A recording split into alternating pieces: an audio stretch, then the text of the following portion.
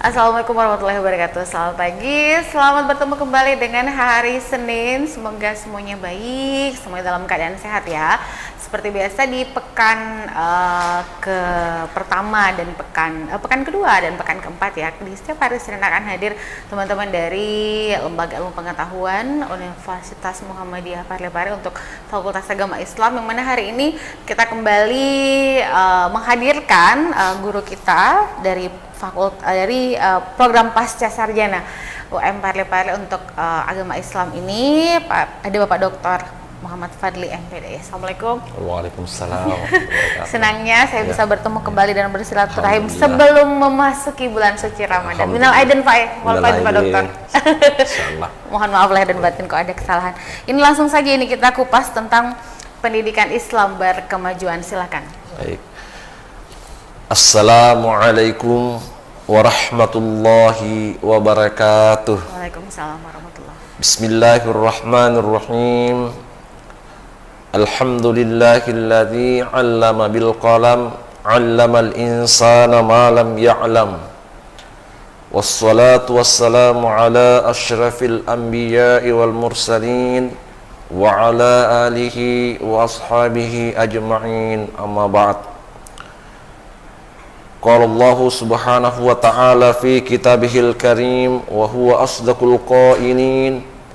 A'udzu billahi minasy syaithanir rajim. Bismillahirrahmanirrahim. Qul hal yastawil ladzina ya'lamuna wal ladzina la ya'lamun, innama yatadzakkaru ulul albab. Shadaqallahul azim. Para pemirsa TV Peduli Kota Parepare dimanapun berada, alhamdulillah pada pagi hari yang cerah ini menjelang siang, tidak ada kata-kata yang paling pantas kita ucapkan selain alhamdulillahi rabbil alamin, sebagai ungkapan pujian sekaligus pengakuan diri ini sebagai seorang hamba yang beriman dan bertakwa kepada Allah Subhanahu wa ta'ala atas segala nikmat-nikmat yang Allah berikan kepada kita semua. Salawat dan salam kepada junjungan Nabiullah Muhammad sallallahu alaihi wasallam, Nabi yang menjadi panutan kita bersama, teladan kita bersama, yang pernah menyampaikan salah satu sabdanya, inna awlan nasi bi yaumal qiyamah aktsarahum alayya salatan. Sungguhnya umatku yang paling beruntung di hari kemudian adalah mereka yang banyak-banyak bersalawat kepadaku, kata Rasulullah sallallahu alaihi wasallam. Insyaallah pada hari ini yang penuh dengan kebahagiaan, saya selaku narasumber akan menyampaikan tema pendidikan Islam berkemajuan.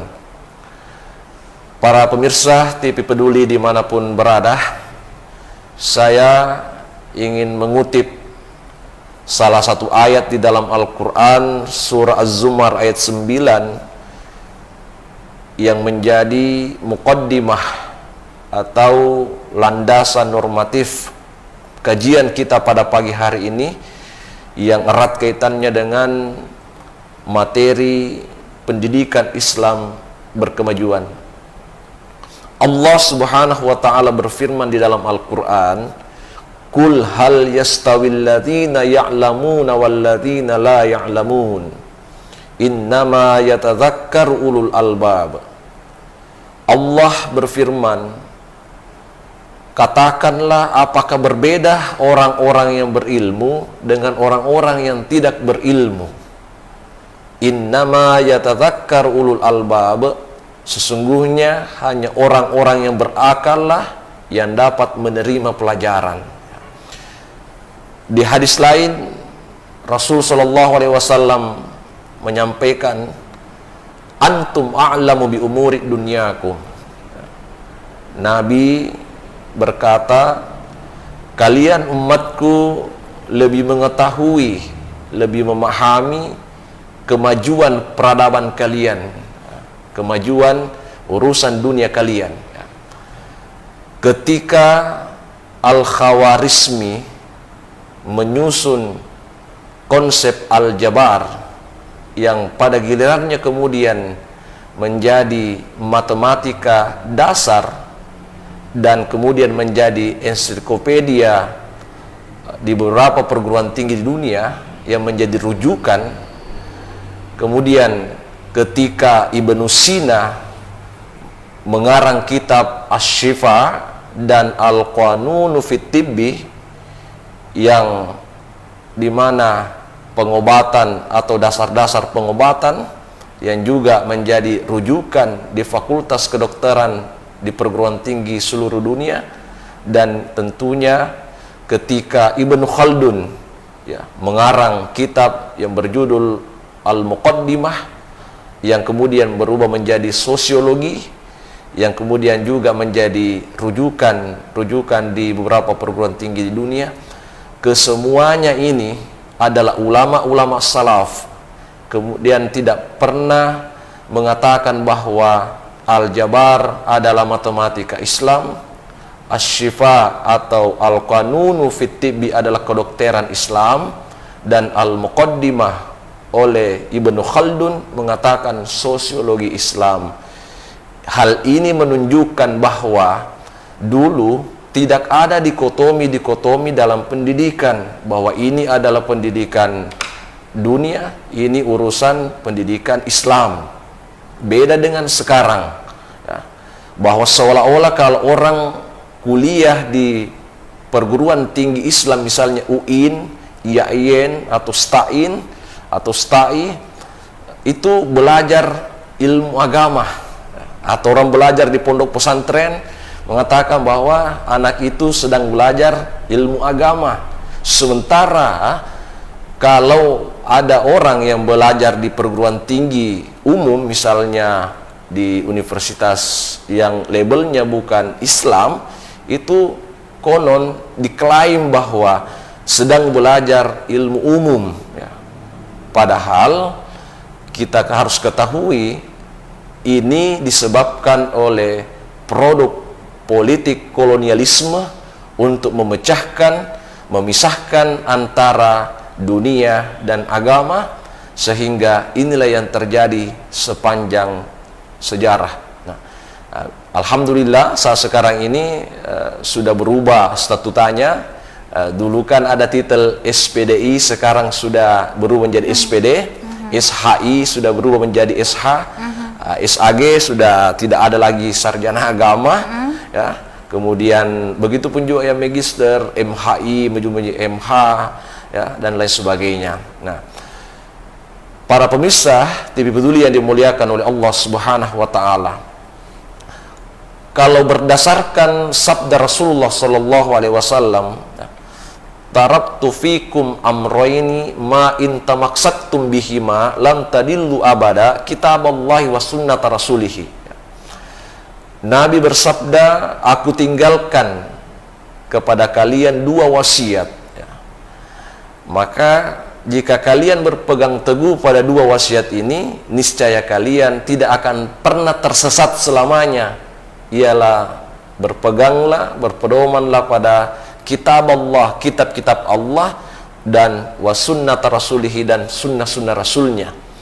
Muncul pertanyaan sebenarnya kepada benak kita semua, kenapa Rasul tidak menggunakan redaksi Al-Quran dan Al-Hadis sebagai pijakan atau pedoman dalam teks redaksi hadis ini? Maka apa yang saya pahami selama ini, bahwa perlu kita ketahui bahwa kitab-kitab Allah itu bukan cuma Al-Quran, Injil, Zabur, Taurat yang pernah berlaku pada zamannya. Yang menarik bagi saya pada pagi hari ini adalah yang erat kaitannya nanti dengan pengembangan tentang pendidikan Islam berkemajuan, bahwa kata kitabun itu bahasa Arab itu adalah tulisan, kitabah, tulisan, goresan. Kalau bahasa hukumnya regulasi, aturan-aturan Allah. Aturan-aturan Allah itu berupa tulisan yang kemudian dalam bahasa agama disebut dengan ayatun, ayat-ayat Allah yang ulama membagi dua, ada ayatun kauliyatun, ada ayat-ayat kauliyah, ada ayatun kauniyatun, ayat-ayat kauniyah. Apa itu ayat kauliyah? Adalah ayat yang tertulis, termaktub ya. Sementara ayat kauniyah adalah ayat-ayat yang bisa kita baca secara alam semesta. Nah, perlu kita pahami bahwa ternyata dalam dunia pendidikan Islam ini ya, ternyata ada kemunduran ya, karena umat Islam hanya terfokus pada pengembangan kognitif, tetapi ternyata mundur secara spiritual atau secara kerohanian ya. Para pemirsa yang saya muliakan ya, ternyata di dalam Al-Quran juga surah Az-Zumar ayat 18 ya, yang erat kaitannya nanti dengan pendidikan ini adalah alladzina yastami'unal qaula fayattabi'una ahsanah. Wah, ini ayat tentang pendidikan ini, guru ya. Guru itu harus diteladani ya. Guru itu harus kita contoh adalah orang-orang yang mendengarkan perkataan yang baik lalu mereka mengikutinya. Jadi guru yang kemudian mengajar, kemudian membimbing, maka wajib hukumnya siswa mengikuti, karena ini perintah Allah dalam Al-Quran, fayattabi'una ahsana. Kemudian ulaika alladziina hadahumullah, maka mereka lah orang-orang yang diberi hidayah oleh Allah, wa ulaika hum ulul albab, dan mereka lah orang-orang yang memiliki akal sehat ya. Tentu kepada seluruh pemirsa TV Peduli Kota Parepare yang dimuliakan oleh Allah Subhanahu wa taala, sebelum saya lebih jauh membahas tentang redaksi pendidikan Islam yang berkemajuan, saya harus terangkan sedikit apa sebenarnya dari tujuan pendidikan Islam ini ya.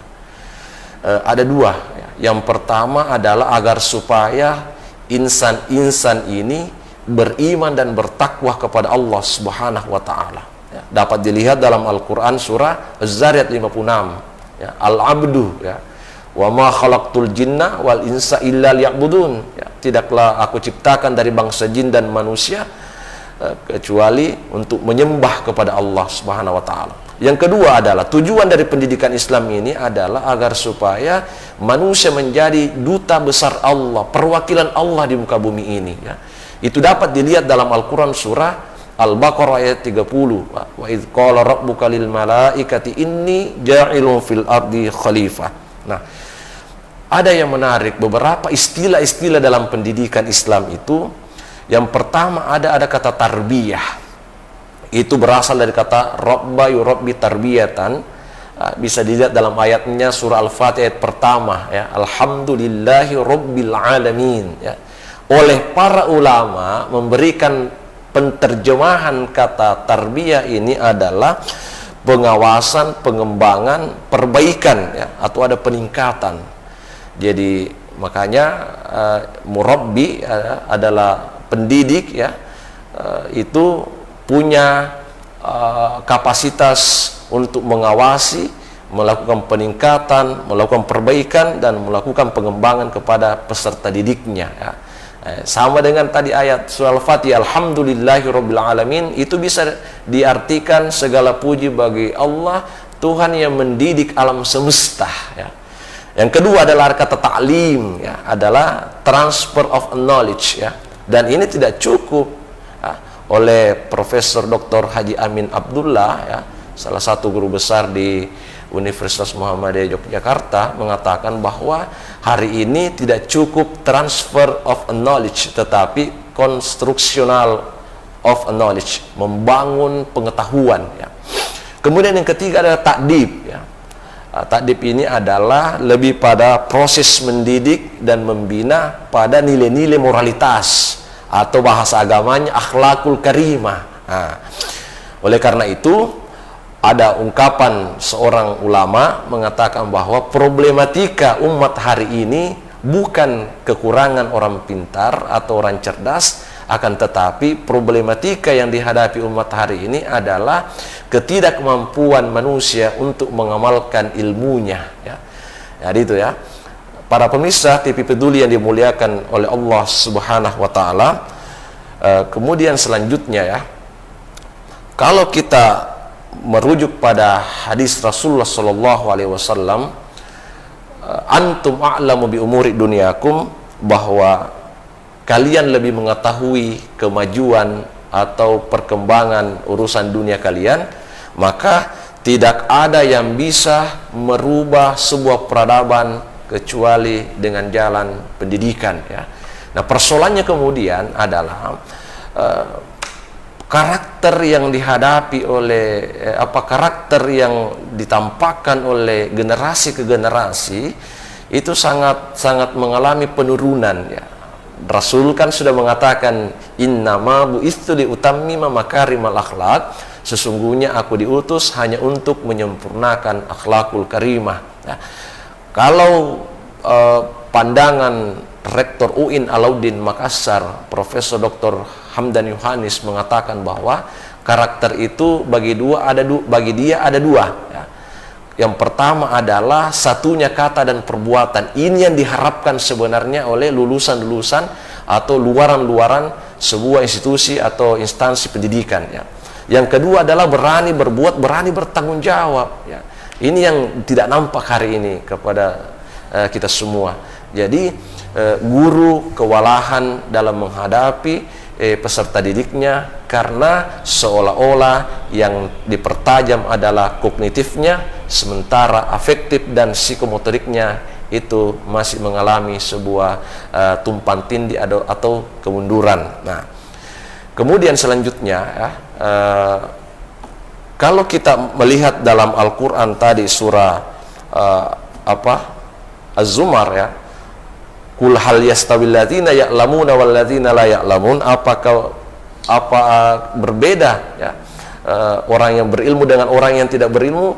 Allah sendiri jawab di akhir ayat itu, innama yatadzakkar ulul albab, hanya orang-orang berakal lah yang dapat menerima pelajaran. Nah, mari kita melihat ya, Rasul kan mengatakan bahwa innama bu'istu muallim, sesungguhnya aku ini adalah guru ya, dan aku adalah guru yang terbaik. Dan bahkan Nabi mengatakan bahwa sebaik-baik di antara kalian adalah orang yang paling berbuat baik kepada keluarganya ya.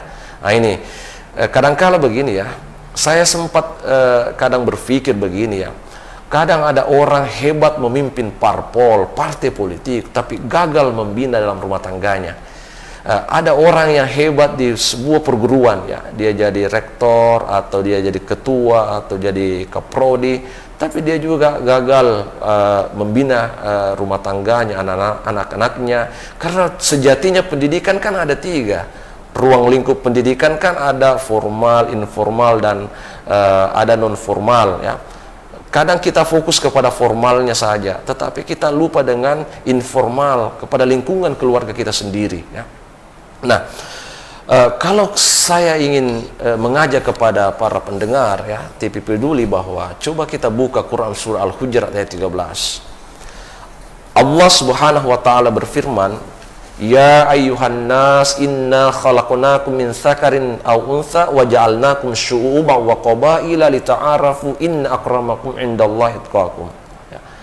Ayat ini sebenarnya mengantar kita untuk berpikir secara logis bahwa wawasan Al-Quran tentang output dari pendidikan Islam berkemajuan itu adalah terciptanya masyarakat madani ya. Nah, itu sebenarnya ya. Jadi banyak sekali kajian-kajian tentang pendidikan Islam, literasi tentang pendidikan Islam, tetapi pada kesempatan ini saya lebih condong untuk melihat bahwa sebenarnya ya yang mau dilihat adalah bagaimana masyarakat madani yang pernah dibangun dan dibimbing langsung oleh Rasulullah SAW. Di dalam Al-Quran surah Al-Hujurat ayat 13, bahwa wahai sekalian manusia, sesungguhnya kami ya, menciptakan kalian dari laki-laki dan perempuan itu bersuku-suku dan berbangsa-bangsa hanya untuk saling kenal mengenal, untuk saling menghormati. Inna akramakum indallahi atqakum, sesungguhnya manusia yang paling mulia adalah orang yang paling bertakwa kepada Allah Subhanahu wa taala. Kalau kita melihat Sisdiknas, Sistem Pendidikan Nasional nomor 20 tahun 2000 berapa 2003 kan di situ beriman dan bertakwa kepada Tuhan yang Maha Esa. Ya. Peserta didik digiring dan dibimbing untuk beriman dan bertakwa kepada Tuhan yang Maha Esa. Nah, misi kerasulan Nabi Muhammad SAW dalam mendidik umatnya adalah misi kerahmatan, ya. Bukan hanya rahmat dunia tetapi rahmat akhirat. Ini ya. Jadi Allah kan sudah mengatakan wa ma arsalnaka illa rahmatan lil alamin, dan tidaklah aku utus engkau Muhammad kecuali menjadi rahmat bagi seluruh alam semesta. Jadi kerahmatan Nabi bukan hanya khusus umat Islam, kerahmatan Nabi bukan hanya untuk umat manusia, tapi kerahmatan Nabi secara global, secara kolektif, itu juga berlaku pada dunia flora dan fauna atau tumbuh-tumbuhan dan binatang. Nah, itulah sebabnya Nabi menyampaikan al-muslim man salimal muslimuna bi lisanihi wa yadihi. Muslim itu sebenarnya sejatinya adalah terselamatkannya orang lain dari perkataannya dan perbuatannya. Nah, para pemirsa TV Peduli yang dimuliakan oleh Allah Subhanahu wa taala, ya. Saya ingin melihat bahwa Nabi hanya butuh kurang lebih 10 tahun lamanya, ya, dalam mendirikan negara Madinah, ya. 10 tahun lamanya membangun kota Yathrib yang kemudian beralih nama menjadi Al-Madinah Al-Munawwarah, kota Madinah yang cahayanya diberikan oleh Allah atau cahaya dari Allah Subhanahu wa taala. Jadi hampir seluruh kawasan Jazirah Arab itu memeluk agama Islam atau menyatakan keislamannya itu berkat dari kerahmatan dari Rasulullah Sallallahu Alaihi Wasallam. Nah, yang terakhir yang saya ingin sampaikan, ya, bahwa erat kaitannya dengan pendidikan Islam berkemajuan ini adalah bagaimana kita memahami konsep-konsep yang telah dibangun oleh Rasulullah Sallallahu Alaihi Wasallam. Saya melihat pada apa yang dibangun Rasulullah di kota Madinah setelah hijrahnya Nabi dari Makkahul Mukarramah menuju Madinatul Munawwarah. Nah, ini yang terakhir. Yang pertama adalah Nabi membangun masjid, ya. Ada 40 anak muda yang dibina oleh Rasulullah di Madinah yang disebut dengan Ahlus Suffah, ya, yang hari ini, ya, dicontohkan oleh pesantren tentang sistem khalaqah itu, ya, sistem tradisional itu terilhami oleh Ahlus Suffah, ya, 40 anak muda yang dibina oleh Rasul. Nah, yang pertama dulu adalah masjid, ya. Di dalam Al-Quran surat Taubah ayat 108 Allah mengatakan la masjidun ussisa ala taqwa, bahwa Masjid Quba itu benar-benar didirikan atas dasar ketakwaan kepada Allah Subhanahu wa taala. Menariknya, Nabi setelah sampai ke Madinah itu tidak mengatakan bangunkan saya rumah jabatan, tidak, tetapi bangunkan saya masjid, karena masjid itu adalah bukan hanya tempat ibadah tapi adalah cikal bakal lahirnya sebuah peradaban. Jadi masyarakat Madani yang dibangun Nabi itu adalah masyarakat yang berperadaban, masyarakat yang punya etika moralitas, ya. Karena saya lihat kondisi saat sekarang ini bahwa manusia itu kalau dia dari pandangan Prof. Hamdan tadi bahwa karakter itu ada dua, bahwa ada karakter kinerja, ada karakter moralitas. Ada orang yang rajin disiplin, tetapi ternyata tidak jujur, ya. Dia mungkin korup, dia mungkin menyelewengkan dana sekolah atau dana kampus atau apa dan sebagainya, padahal dia disiplin. Maka harus ada simetriks berbanding lurus antara karakter kinerja dan karakter moralitas. Ini yang pertama, ya, membangun masjid, ya. Nah, singkatnya bagi saya bahwa fisik masjid itu penting, tetapi yang lebih penting lagi adalah di masjid itu lahirnya individu-individu hamba yang kemudian beriman dan bertakwa. Paling terpenting adalah memiliki ketaatan dan kepatuhan kepada Allah Subhanahu wa taala. Dan ada yang menarik, ya, perkataan Ibnu Athaillah As-Sakandari dalam kitab hikamnya mengatakan wa banainal masajidi wa nasinas sajid. Betapa banyak orang yang hebat membangun masjid tapi lupa untuk dimakmurkan, ya. Yang kedua, ya, misi kerasulan Nabi Muhammad SAW ke kota Madinah adalah membangun ukhuwah persaudaraan antara orang Makkah dengan orang Madinah, ya. Jadi ada ukhuwah Islamiyah, orang-orang Makkah yang diboikot oleh orang-orang kafir Quraisy yang tidak diberikan tempat dan ruang, ya, di kampung halamannya. Itu penduduk Madinah atau disebut dengan kaum Al-Ansar itu memberi ruang kepada saudara-saudaranya yang ada dari Makkah. Nah, ini persaudaraan yang dibangun oleh Rasulullah SAW, sehingga Allah mengatakan innamal mu'minuna ikhwatun fa aslihu bain akhwaikum. Sesungguhnya orang-orang beriman itu bersaudara, ya. Maka pereratlah tali persaudaraan di antara kalian. Dalam konteks kekinian, ya, saya ingin sampaikan kelemahan umat Islam hari ini karena masih rapuhnya ukhuwah Islamiyah. Masih ada klaim kebenaran, ya, masih paling benar, merasa paling benar pendapatnya, masih benar pandangannya. Padahal Allah sendiri dalam surah An-Najm ayat 32 tegas, fala tuzakku anfusakum huwa a'lamu bimanittaqa. Janganlah kalian merasa paling suci, janganlah kalian merasa paling benar. Dialah Allah yang maha mengetahui siapa-siapa hambanya yang paling bertakwa. Kemudian terakhir, yang ketiga adalah misi interaksi sosial kepada seluruh penduduk Madinah untuk melahirkan masyarakat madani, peradaban yang akhlakul karimahnya bagus, ya. Jadi setelah Nabi berhasil mempersaudarakan orang Muhajirin dan orang Ansar, dibawa bimbingan langsung oleh Rasulullah SAW, maka Nabi mengajak kepada seluruh penduduk Madinah, negara Madinah ini, dengan lahirnya piagam Madinah, bahwa salah satu isinya bahwa mari mengedepankan namanya toleransi, ya, tanpa memandang latar belakang agama, budaya, kultur, tradisi, adat istiadat, kebiasaan, tetapi mari kita lebih dewasa menerima perbedaan itu sebagai sunnatullah atau keinginan dari Allah Subhanahu wa taala yang menjadi ketentuan-ketentuannya. Kemudian Nabi berkolaborasi semua pihak untuk membangun Madinah Al-Munawwarah, sehingga dalam konteks keindonesiaan, saya dalam pemikiran saya bahwa kita ini mayoritas Muslim di negara kesatuan Indonesia, jangan hanya mayoritas dari segi kuantitasnya yang sampai 88%, tetapi lebih terpenting adalah mayoritas dari segi kualitas. Saya kira itu penjelasan saya pada konteks pendidikan Islam berkemajuan.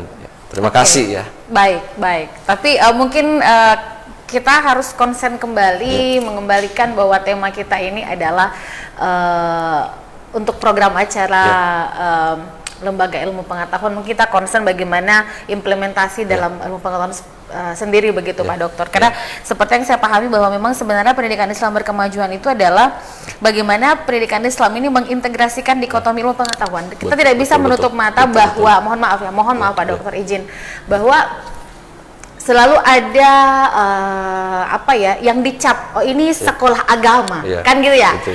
Ini kampus agama, betul. Nah gitu, mata kuliah agama, ya kan, prodi agama. Betul. Padahal kalau kita mencari benang biru, Pak Ustadz Pak Uji biru, jadi saya bilangnya benang biru daripada Islam berkemajuan, sebenarnya itu mengintegrasikan dikotomi ilmu pengetahuan. Pada dasarnya semua ilmu agama itu ada esensi, semua ilmu pengetahuan ada esensi keagamaan sebenarnya. Betul. Ini sedikit beberapa menit sebelum kita berpisah. Bagaimana Pak Ustadz melihat, kita jangan kemana-mana dulu ke ininya, tapi kembali lagi kepada marwah daripada Islam berkemajuan, supaya tidak lagi sekat bahwa ini sekolah agama, mata pelajaran. Padahal sebenarnya esensi dari semuanya itu adalah agama sebenarnya. Betul. Nah, bagaimana Pak Dokter melihat itu? Ya, baik.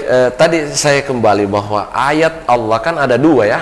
Ayat kauliyah, siapa yang mempelajari Injil, Taurat, Zabur, Al-Quran, sesungguhnya dia mempelajari ayat-ayat kauliyah secara tekstual, secara tertulis. Sementara pemikiran saya ini, Mbak Ika, siapa yang mempelajari ilmu astronomi, ilmu biologi, ilmu fisika, kimia dan lain sebagainya, ilmu tentang perbintangan, galaksi dan sebagainya, sesungguhnya dia mempelajari ayat-ayat Allah secara kauniyah, secara non tekstual. Makanya diintegrasikan dengan ayat Iqra bismi rabbikal ladzi khalaq. Jadi tidak ada lagi dikotomi bahwa orang yang sekolah di sekolah umum, SMP, SMA sejatinya dia belajar ilmu dunia. Oh tidak, itu semua juga adalah ilmu Allah yang secara tidak tekstual. Itu yang perlu kita jelaskan secara terang benderang untuk tema hari ini sebenarnya. Bahwa dimanapun sebenarnya kita bersekolah, bahkan esensinya kita mungkin misalnya Ika gitu kan, saya mungkin berjodoh misalnya mendapatkan rezeki ke sekolah misalnya di kampus dunia misalnya. Ya janganlah saya dikafir-kafirkan gitu ya. Janganlah oh dia muslim, bahkan mungkin di kelas itu mungkin saya sendirian yang berhijab gitu. Tapi kan ini yang harus diperbaiki mindset kita bahwa saya tidak mesti harus sekolah agama untuk belajar tentang agama secara detail gitu kan.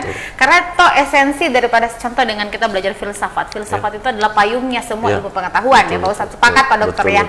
Ini mungkin yang perlu kita jelaskan lagi secara saya bilang tadi secara terang benderang bahwa esensi daripada ilmu pengetahuan itu adalah neracanya itu ilmu agama, kan begitu Pak. Terakhir mungkin ini kita berikan penekanan kepada pemirsa di rumah bahwa ini Islam berkemajuan, yang bagaimanakah? Kan kayak begitu ya. Apakah saya harus menggapai cita-cita saya, ataukah saya harus jadi ustadz, harus jadi pendakwah baru saya membawa Islam ini berkemajuan? Nah, apalagi kan tengah hangat nih 2024 Pak Ustadz ya.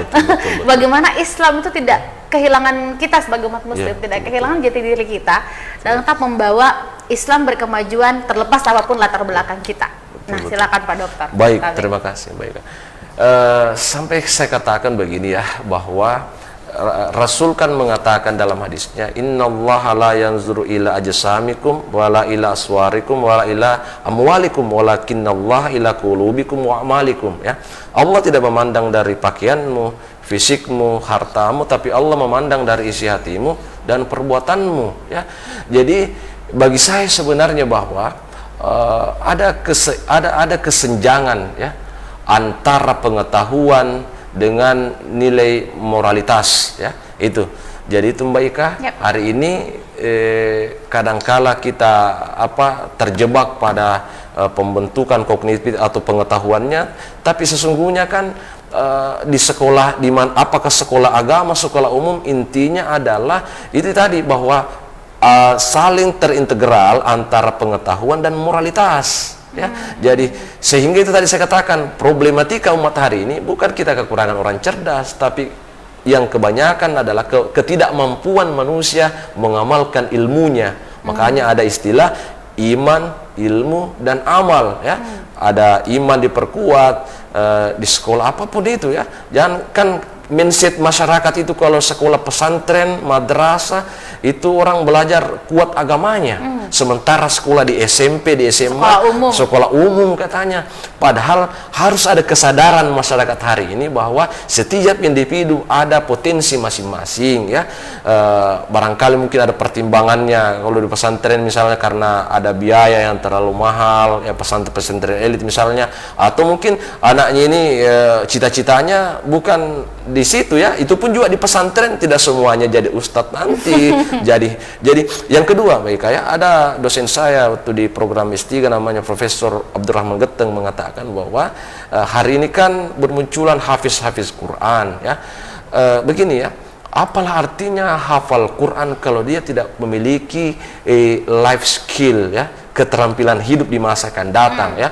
Yang kita bangsa ini butuhkan adalah orang-orang yang religius dan punya juga life skill, keterampilan hidup ya. Karena itu tadi, buat apa kita hafal Quran, bisa baca kitab gundul, tetapi tidak punya keterampilan hidup untuk bertahan hidup ya di masa akan datang, itu juga akan menjadi satu bumerang atau problematika di tengah-tengah umat. Jadi sejatinya adalah balance, imbang. Betul. Jadi saya ambil sama dengan bahwa ini harus seimbang. Kita kalau istilah kenapa sih kita harus dihadapkan dengan dua pilihan, pilih dunia apa akhirat, kalau toh kita bisa mendapatkan dua-duanya, kan gitu maksudnya.